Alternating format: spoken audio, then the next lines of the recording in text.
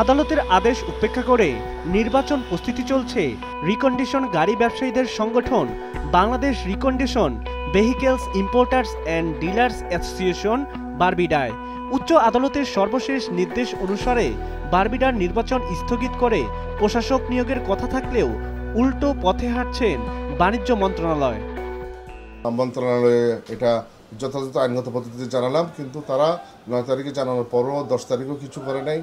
11 তারিখে গিয়ে তারা ইচ্ছে করে একটা বারবিডাকে সময় দিয়ে নোটিশ দিল যে তোমরা 23 তারিখে অর্থাৎ 21 তারিখে যাতে নির্বাচন হয়ে যেতে পারে 23 তারিখে তাদেরকে শুনানির জন্য ডাকল। এতে অনেকটাই বিব্রত বারবিডার সদস্যরা। এর জন্য অনেকটা ভাটা পড়েছে রিকন্ডিশন গাড়ির বাজার।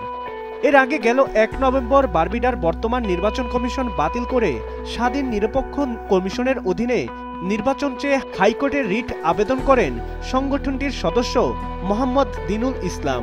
এই আবেদনের শুনানি শেষে গেল 9 ডিসেম্বর 7 দিনের মধ্যে বিষয়টি নিষ্পত্তি করার জন্য সংশ্লিষ্টদের আদেশ দেন উচ্চ আদালত। তবে আদেশের তোয়াক্কা না করে 23 ডিসেম্বর দুপুরে 12:30টায় এ বিষয়ে শুনানির আয়োজন করে বাণিজ্য মন্ত্রণালয়। অথচ এর আগে 21 ডিসেম্বর বারবিডার নির্বাচন অনুষ্ঠিত করার চেষ্টা করে বাণিজ্য মন্ত্রণালয়। উচ্চ আদালতের সর্বশেষ নির্দেশ অনুসরণ না করে বারবিডার নির্বাচন স্থগিত করার অভিযোগ করেন এই আইনজীবী। মহামান্য আদালতের রায়কে কিংবা আদেশকে অকার্যকর করার জন্য, মেলাইন করার জন্য, এটাকে ডিসওবে করে ওনারা ইচ্ছাকৃতভাবে এরকম একটি নোটিশ দিয়েছেন। সাথে সাথে আমরা এটার একটা কন্টেম্পট পিটিশন ফাইল করলাম। বারবিডায় প্রশাসক নিয়োগের দাবি জানিয়েছেন সদস্যরা। এ বিষয়ে 5টি চিঠি দেওয়া হয়েছে সংশ্লিষ্টদের।